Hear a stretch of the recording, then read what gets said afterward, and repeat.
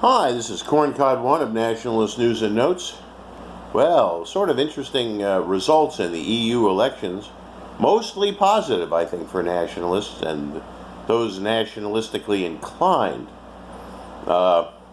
Nigel Farage and the Brexit Party went for a smashing victory, doing better than both Labour and the Tories. So they've taught the English establishment not to fool around, and when you have a referendum on something, it should be implemented. And of course, it's a great day for sovereignty in a sense that it's entirely likely that Britain will become an independent country rather than a colony of a handful of powerful banker types and industrialists on the European Commission. So it's good to see that Britain is getting its independence, even if Nigel Farage is a very, he is a nationalist, he's a very moderate one. Also in France, it was wonderful to see that arrogant person, Emmanuel Macron, get his comeuppance. And that national rally beat his party, came out ahead of his little group by a small percentage point, but good enough. And once again, from what I hear, there were good results in Czechoslovakia. I mean, the Czech Republic. You can tell my age on that one. Good results in the Czech Republic.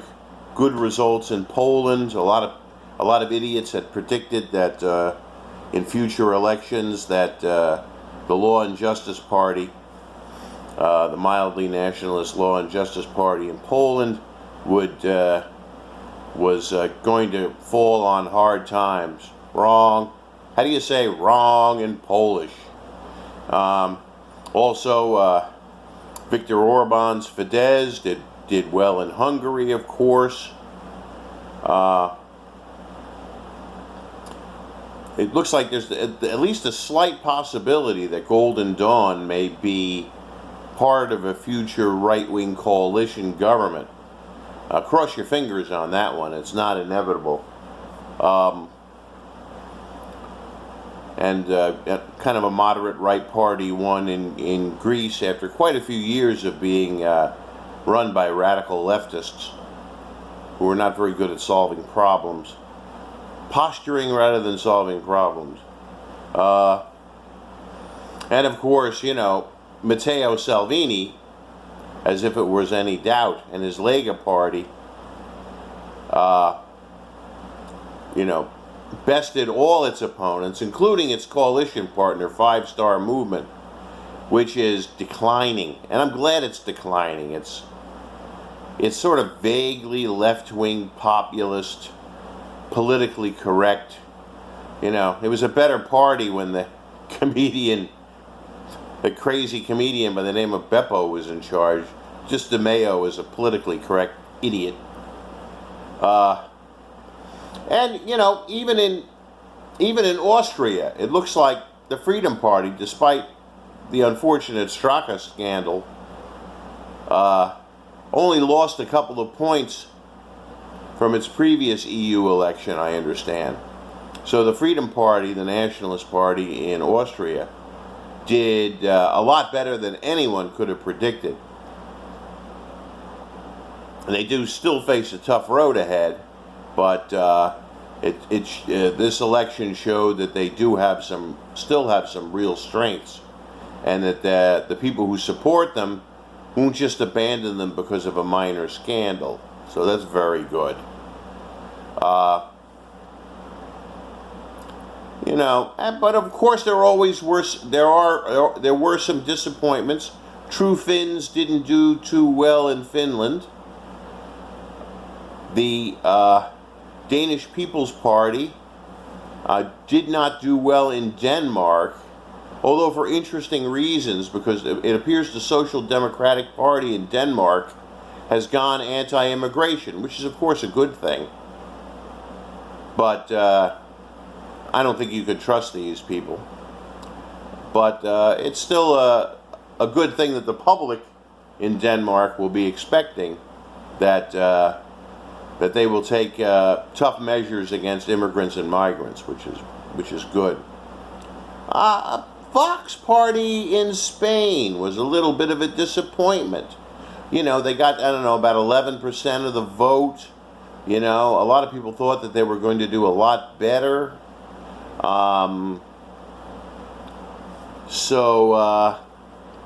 You know, I think Vox still has a future in Spain, but they're going to have to work at it.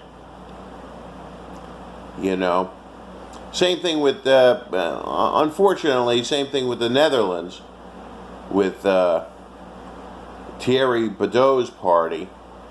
After a sweeping victory in regional elections a couple of months ago, and becoming the largest party in the Dutch Senate, they didn't do too well in the parliamentary elections. They got a very tiny percentage of the vote. Back to the drawing board in Holland. Congratulations to Vlaams Belang and their more moderate Flemish Nationalist partner. They both did extremely well in the election, so there's going to be some real changes in Belgian politics. So that's one area where people don't expect, what, Belgium becoming a nationalist country? Well, yeah, at least Flemish nationalists. The Walloons, God bless them, but they seem to be addicted to far left parties. But looking at it overall, though, I think the result was mostly positive, especially Brexit and the embarrassment of Macron. He was such an arrogant ass that he's one of these people you don't mind seeing humiliated, because he's he combines arrogance and cowardice, in the same personality, and he's a little wussy.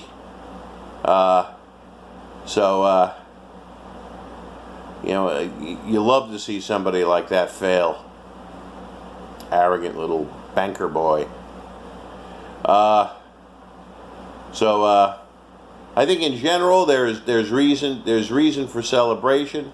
Unfortunately, the Greens have now taken over as the far left party in Europe. Nobody likes social democrats or orthodox socialists anymore. They've gone to the Greens. But always remember the old saying. I forget who originally said it, but that environmentalists are like watermelons, green on the outside, red on the inside. Well, this is Corncod 1 of Nationalist News and Notes, signing off.